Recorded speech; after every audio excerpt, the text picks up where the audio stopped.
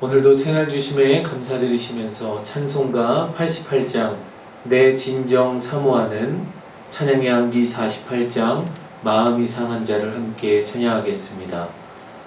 찬송가 88장 내 진정 사모하는 찬양의 암기 48장 마음이 상한 자를 함께 찬양하겠습니다. 내 진정 사모하는 친구가 되시는 그 주 예수님은 아름다워라. 산 밑에 백합하여 빛나는 새벽별 주님 영원할 길 아주 없도다. 내 맘이 아플 적에 그 위로 되시며 나 외로울 때 좋은 친구라. 주는 저 산 밑에 백합 빛나는 새벽별 이 땅 위에 비길 것이 없도다. 내 맘의 모든 염려 이 세상 고락도 주님 항상 같이 하여 주시고 시험을 당할 때에 악마의 교를 즉시 물리치사 나를 지키네. 온 세상 날 버려도 주 예수 안 버려 끝까지 나를 돌아보시니. 주는 저 산 밑에 백합 빛나는 새벽별 이 땅 위에 비길 것이 없도다. 내 맘을 다하여서 주님을 따르면 길이 길이 나를 사랑하리니. 물불이 두렵지 않고 장검도 겁없네. 주는 높은 산성 내 방패시라. 내 영혼 먹이시는 그네 누리고 나 친히 주 뵙기 원하네. 주는 저 산 밑에 백합 빛나는 새벽별 이 땅 위에 비길 것이 없도다. 마음이 상한 자를 고치시는 주님 하늘의 아버지 날 주가 나소서. 주의 길로 인도하사 자유케 하소서. 새 일을 행하사 분케 하소서. 의에 줄이고 목이 마르니 성령의 기름 부소서. 의에 줄이고 목이 마르니 내 잔을 채워 주소서. 성령으로 채우사 주보게 하소서. 주의 임재 속에 은혜 알게 하소서. 주 뜻대로 살아가리 세상 끝날까지. 나를 빚으시고 새날 열어주소서. 의에 줄이고 목이 마르니 성령의 기름 부소서. 의에 줄이고 목이 마르니 내 잔을 채워 주소서. 의에 줄이고 의에 줄이고 목이 목이 마르니 성령의 기름 부소서. 의에 줄이고 목이 마르니 내 잔을 채워 주소서. 아멘. 오늘 예배를 위해, 예물을 위해 기도하겠습니다. 사랑의 주님, 오늘도 우리에게 새날을 허락하시고 하나님께서 주신 그 은혜로 말미암아 주님께 우리의 첫 시간을 올려드리고 주님께로 나아갑니다. 하나님, 우리의 이 첫 시간을 받아주시고 주님께로 나아갈 때에 성령의 임재하심을 통하여 우리가 더욱더 뜨겁게 주님만을 바라보며 나아갈 수 있는 저희들 될 수 있도록 인도하여 주시옵소서. 부족하고 연약한 우리들이지만 주님께서 다시 한번 정결함으로 거룩함으로 주님의 십자가의 보혈로 씻어주시고 주님께 나아갈 때에 아버지 하나님의 은혜를 부어 주시옵소서. 이 시간 우리의 마음문을 열고 나가오니 하나님, 주님께서 주시는 그 음성이 우리 마음밭에 새겨지게 하시고 하나님의 놀라운 음성으로 깨닫는 귀한 시간 되게 하여 주시옵소서. 하나님, 이 시간 예물 올려드립니다. 예물들 가운데 함께하여 주셔서 예물이 사용되는 곳곳마다 주님의 이름이 드러나게 하시고 하나님의 놀라운 사랑으로 체험의 역사가 나타날 수 있는 귀한 예물 되게 하여 주시옵소서. 또한 허투루 쓰이지 않게 하시고 하나님의 나라를 이루어가는 데에 귀하게 쓰임받을 수 있도록 인도하여 주시옵소서. 예물드린 손길들을 기억하시고 그들의 걸어가는 발걸음마다 그들의 가정과 일터와 사업장 모든 곳 가운데에 함께하여 주셔서 축복으로 주님께서 역사하여 주시옵소서. 주님께서 함께하시고 역사하실 것을 믿사옵고 감사드리며 예수님의 이름으로 기도했습니다. 아멘.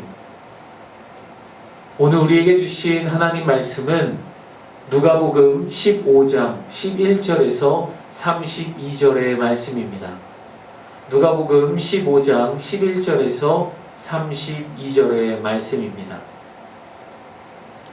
누가복음 15장 11절에서 32절까지의 말씀을 우리 합독하여 읽도록 하겠습니다. 또 이르시되 어떤 사람에게 두 아들이 있는데 그 둘째가 아버지에게 말하되 아버지여 재산 중에서 내게 돌아올 분깃을 내게 주소서 하는지라. 아버지가 그 살림을 각각 나눠 주었더니 그 후 며칠이 안 되어 둘째 아들이 재물을 다 모아가지고 먼 나라에 가 거기서 허랑방탕하여 그 재산을 낭비하더니 다 없앤 후 그 나라에 크게 흉년이 들어 그가 비로소 궁핍한지라.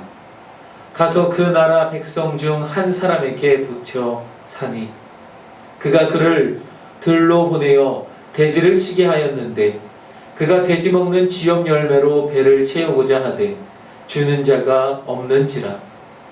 이에 스스로 돌이켜 이르되 내 아버지에게는 양식이 풍족한 품꾼이 얼마나 많은가. 나는 여기서 주려 죽는구나. 내가 일어나 아버지께 가서 이르기를 아버지, 내가 하늘과 아버지께 죄를 지었사오니 지금부터는 아버지의 아들이라 일컬음을 감당하지 못하겠나이다. 나를 품꾼의 하나로 보소서 하리라 하고 이에 일어나서 아버지께로 돌아가니라. 아직도 거리가 먼데 아버지가 그를 보고 측은히 여겨 달려가 목을 안고 입을 맞추니 아들이 이르되 아버지, 내가 하늘과 아버지께 죄를 지었사오니 지금부터는 아버지의 아들이라 일컬음을 감당하지 못하겠나이다 하나. 아버지는 종들에게 이르되 제일 좋은 옷을 내어다가 입히고 손에 가락지를 끼우고 발에 신을 신기라. 그리고 살찐 송아지를 끌어다가 잡으라. 우리가 먹고 즐기자. 이 내 아들은 죽었다가 다시 살아났으며 내가 잃었다가 다시 얻었노라 하니 그들이 즐거워하더라.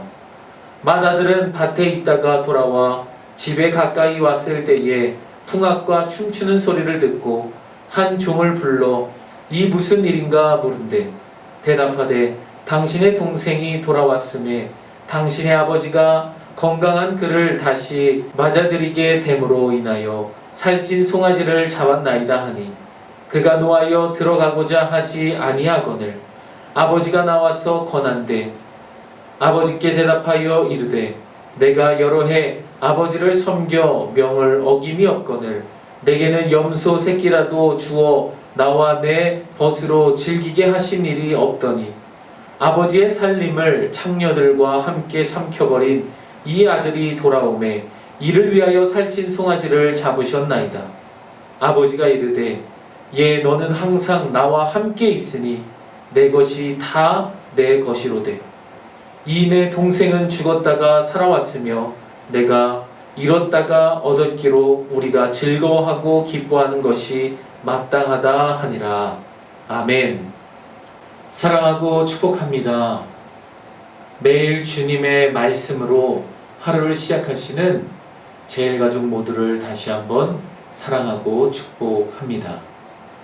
오늘은 어제 살펴본 잃은 양의 찾은 목자 비유와 잃은 드라크마를 찾은 여인 비유에 이어서 잃은 아들을 되찾는 아버지 비유에 대해서 함께 우리가 나누도록 하겠습니다. 우리가 너무나도 잘 알고 있는 또 많이 들었던 돌아온 탕자의 이야기입니다. 오늘 말씀은 세 부분으로 나눌 수 있습니다. 11절에서 19절까지는 세상을 갈망하는 둘째 아들에 대해서 나옵니다. 그리고 두 번째는 20절에서 24절까지 잃은 아들을 되찾은 아버지의 기쁨에 대해서 나옵니다. 그리고 마지막으로 25절에서 33절까지의 말씀은 밭에 있다가 돌아온 맏아들과 아버지의 마음에 대해서 나오는 부분으로 세 부분으로 우리가 나눠서 말씀을 나눌 수 있습니다. 먼저 첫 번째 부분을 보게 되면 어떤 사람에게 두 아들이 있었는데 어느 날 둘째 아들이 아버지에게 아버지여 아버지의 재산 중에서 나에게 줄 그 분깃을 내게 주소서 라고 아버지께 말을 합니다. 이 같은 둘째 아들의 요청은 당신의 관습으로 보자면 너무나도 패륜적인 행동이었다라는 것입니다. 왜냐하면 유산을 미리 달라는 것은 단순히 돈을 달라고 하는 것이 아니라 아버지가 빨리 죽기를 바란다는 저주와도 같은 의미이기 때문입니다. 그런데도 아버지는 그 둘째 아들의 요청대로 자신의 유산을 그 둘째 아들에게 나누어 준다는 것입니다. 유산을 상속받은 둘째 아들은 그 길로 집을 떠나 먼 나라에 가게 됩니다. 그리고 허랑방탕한 삶을 다 살고 받은 유산을 다 탕진하게 됩니다. 그리고 그 받은 유산을 탕진하고 그 속에 너무나도 어려운 삶을 살다가 결국 돼지를 돌보며 끼니를 걱정하는 신세로 전락하게 되었다라는 것입니다.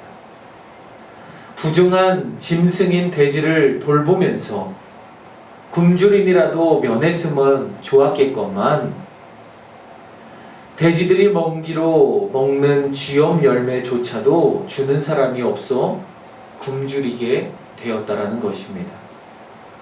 우리가 여기서 첫 번째로 고민해 보기를 소망합니다.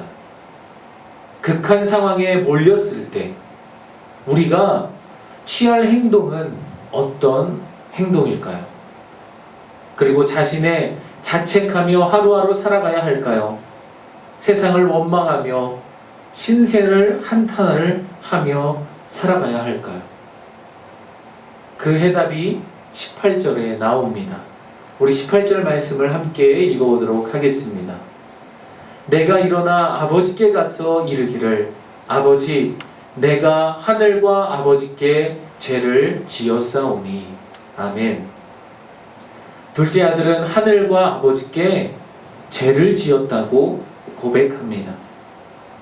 그는 제일 먼저 하늘, 즉 하나님께 죄를 지었다고 고백했습니다. 즉 신앙의 사람은 극한의 순간에 하나님을 바라볼 수 있어야 한다는 것입니다. 하나님을 바라본다라는 것은 하나님을 힘으로 삼는, 즉 하나님을 목적으로 삼는 삶을 의미한다라는 것입니다. 그러므로 하나님을 목적 삼는 사람만이 하나님 안에서 죄를 깨닫게 되고 자신이 사람에게 어떤 죄를 지었는지를 깨닫게 된다라는 것입니다. 사랑하는 성도 여러분, 이처럼 우리가 코로나로 어려운 시기에 삶을 살고 있습니다. 그렇다면 우리가 이 어려운 순간에 우리가 취해야 할 것은 어떤 것일까요? 바로 하나님을 우리의 힘으로 삼고 하나님을 목적을 삼는 우리는 하나님께서 베풀어 주신 은혜에 얼마나 둔감했으며 하나님의 자녀답게 살지 못하고 세상에 그 조류에 휩싸여 허랑방탕하게 살았던 우리의 죄가 있었는지 되돌아보고 우리가 그 죄를 깨닫고 고백해야 한다는 것입니다. 하나님을 목적 삼는 사람은 죄를 깨닫고 고백하는 것으로만 그치지 않습니다.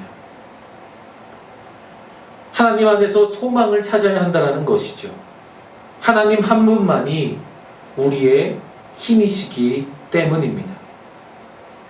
하나님과 아버지에게 지은 죄를 우리가 찾고 우리가 이 어려운 순간 가운데에 그 모든 것을 고백할 때 하나님께서는 우리에게 큰 은혜를 허락하시고 새로운 삶을 살 수 있는 큰 힘을 우리에게 더해 주실 줄 믿습니다. 하나님과 아버지에게 죄은 죄를 깨닫고 회개한 그 둘째 아들은 아버지께 돌아가기로 결단합니다. 그는 아버지에게 돌아가되 아버지의 아들이라는 신분도 다 포기하고 품꾼의 신분으로라도 받아줄 것을 소망하며 아버지께로 간다라는 것이죠. 회개란 이처럼 자신의 모든 것을 철저하게 내려놓고 아버지께 자신을 온전히 의탁하는 것입니다. 하나님은 그 마음을 아셨는지 회개하며 돌아오는 그 둘째 아들을 그 아버지는 환대하게 하셨습니다. 우리 20절 말씀을 함께 읽어보도록 하겠습니다. 이에 일어나서 아버지께로 돌아가니라. 아직도 거리가 먼데 아버지가 그를 보고 치근히 여겨 달려가 목을 안고 입을 맞추니. 우리가 여기서 두 번째로 고문해 보길 소망합니다. 내가 아버지라면 어떻게 할 것인지. 대부분 우리는 용서라는 것을 잘 하지 못합니다. 그런데 탕자의 아버지는 달랐습니다. 거리가 먼데 아버지가 그를 보았다라는 것입니다. 즉 아버지는 둘째가 떠난 이후 하루도 빠지지 않고 동네 입구를 바라보면서 그 둘째 아들이 돌아올 날을 학수고대하고 있었다라는 그 사실을 우리는 알 수 있습니다. 굶주려서 마르고 보잘것없는 형색을 한 그를 알아보기 어려웠을 것입니다. 그러나 아버지는 멀리서 오고 있는 그 둘째를 한눈에 알아보았다라는 것입니다. 아버지는 아들을 향해 달려갔습니다. 그리고 돼지를 돌아보면서 역겨운 악취를 풍기고 있는 그를 껴안고 입을 맞추며 그를 환대했다라는 것이죠.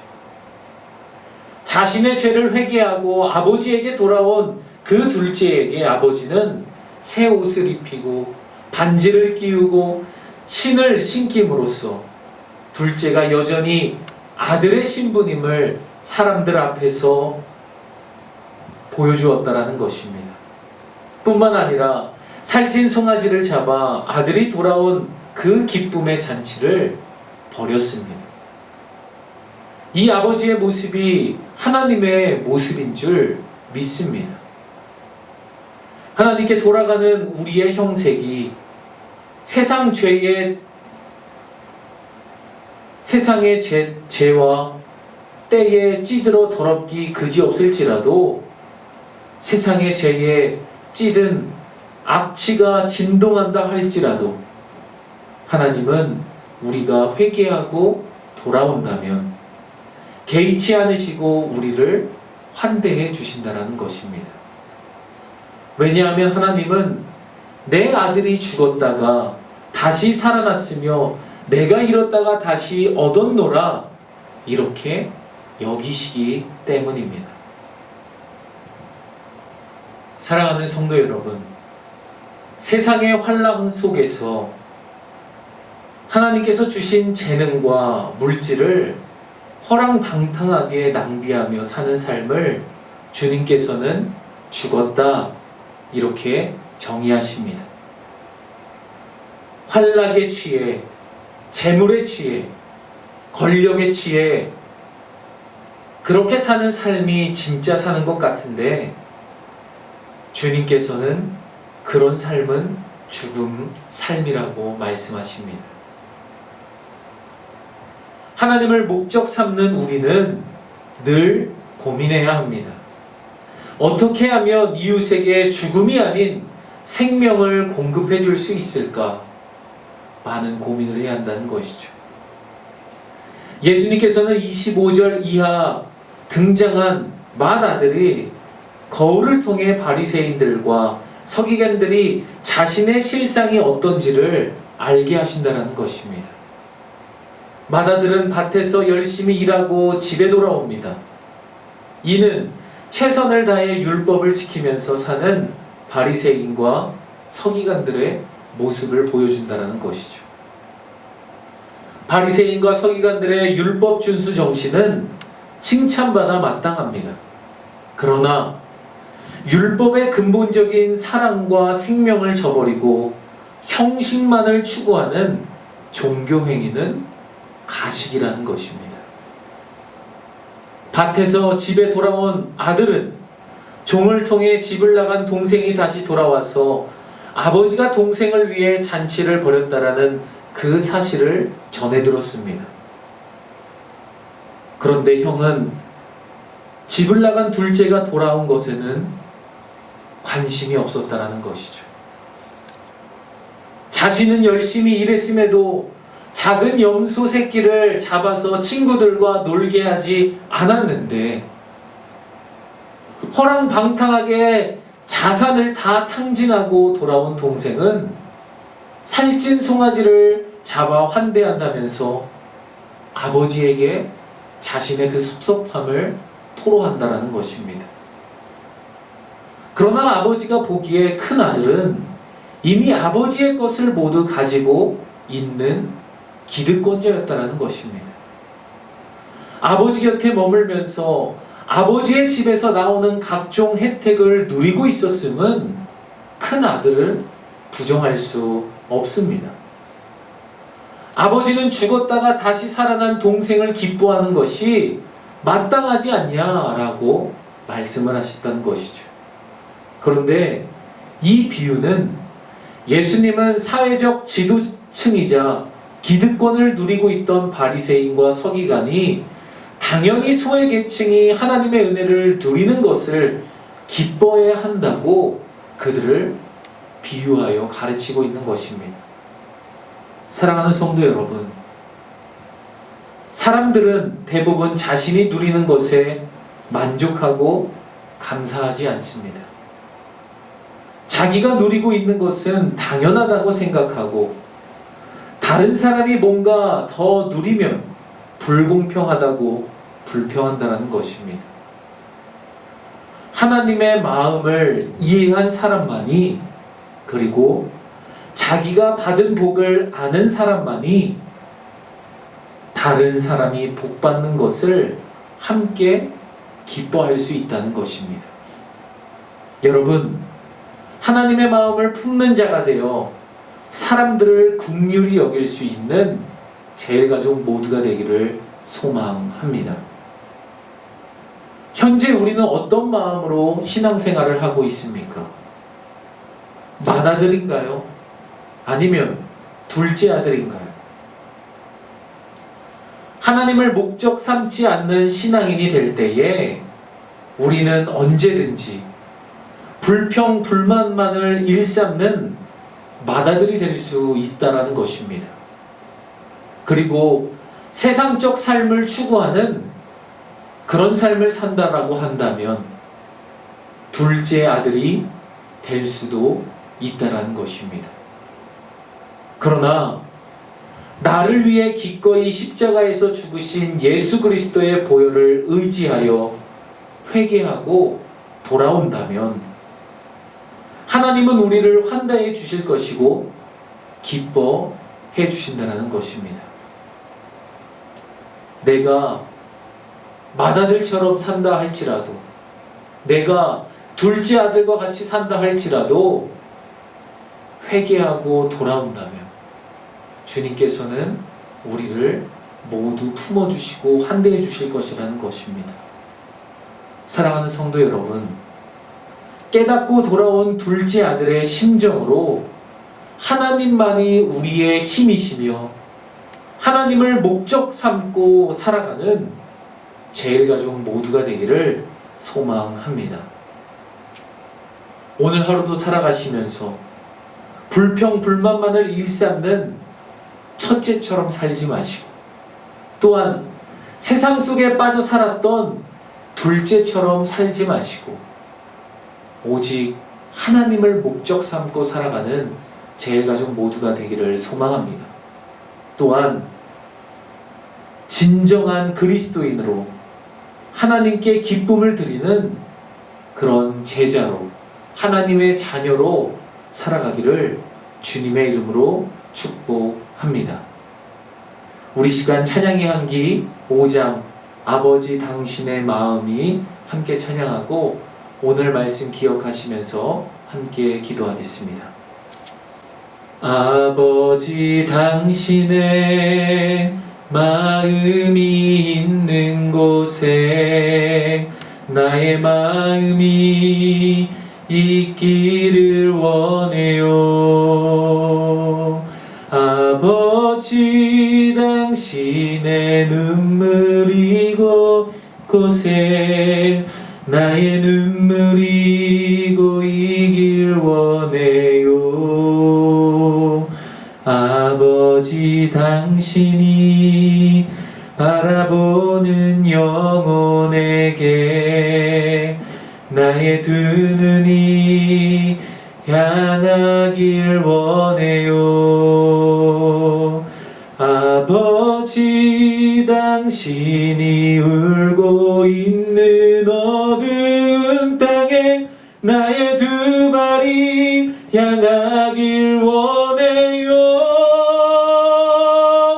나의 마음이 아버지의 마음 알아.